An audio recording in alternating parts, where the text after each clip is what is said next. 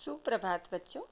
बच्चों, कल हमने पाठ 6 गुब्बारे में चीता का प्रथम भाग का वाचन किया था, जिसमें हमने जाना था कि किस तरीके से बलदेव नाम का एक लड़का है और वह जिद्दी है और स्कूल में जो है स्कूल के पास में जो एक मैदान है वहाँ पर सर्कस लगा है और बच्चे सर्कस जाना चाहते हैं, लेकिन हेडमास्टर साहब ने वहाँ पर जाने की मनाही कर दी है।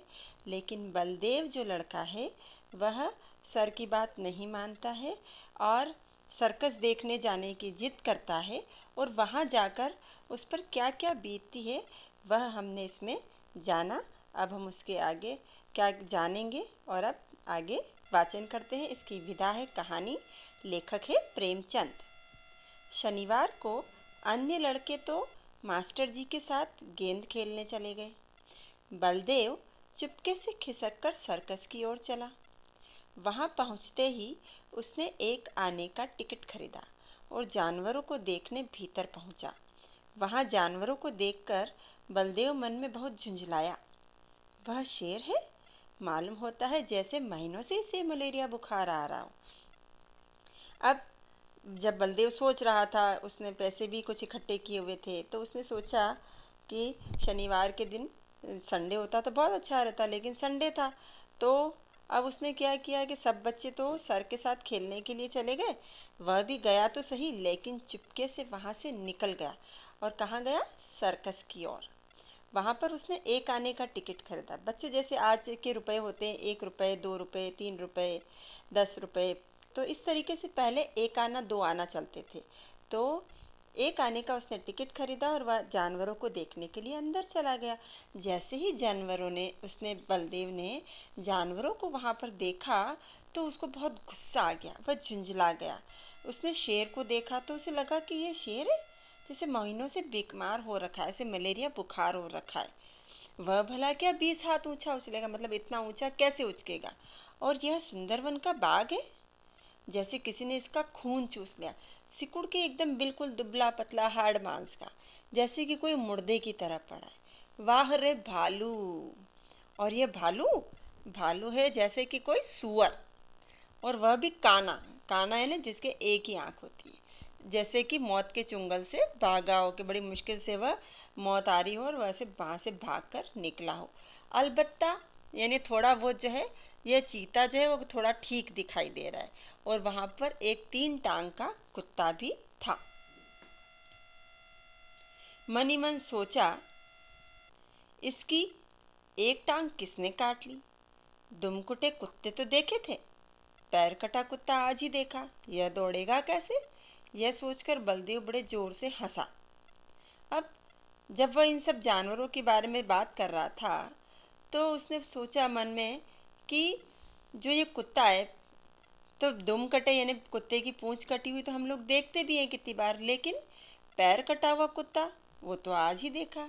अब भला ये पैर कटा कुत्ता दौड़ेगा कैसे? यह सोचकर उसको बड़ी जोर से हंसी आ गई। बलदेव को अफसोस हुआ कि गेंद छोड़कर यहाँ नाहक ही आया।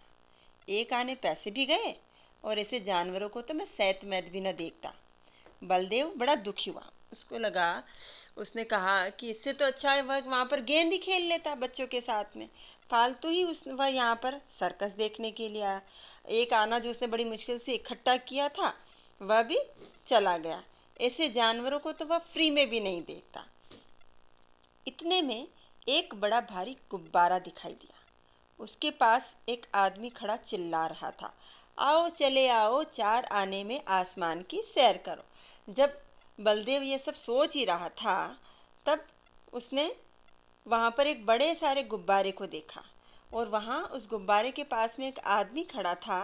वह जोर जोर से चिल्ला रहा था, उन लोगों से कह रहा था कि आओ चले आओ, 4 आने में आसमान की सैर करो। अभी बलदेव उस गुब्बारे वाले की तरफ देख ही रहा था कि अचानक शोर सुनकर वह चौंक पड़ा। वहां पर जोर जोर से आवाज आने लगी चिल्लाने की, तो वह चौंक गया कि क्या बात हो गई। पीछे फिरकर देखा तो मारे डर के उसका दिल कांप उठा। मतलब जैसे ही उसने पीछे मुड़कर देखा, वो बिल्कुल डर गया, कांप गया, सहम गया।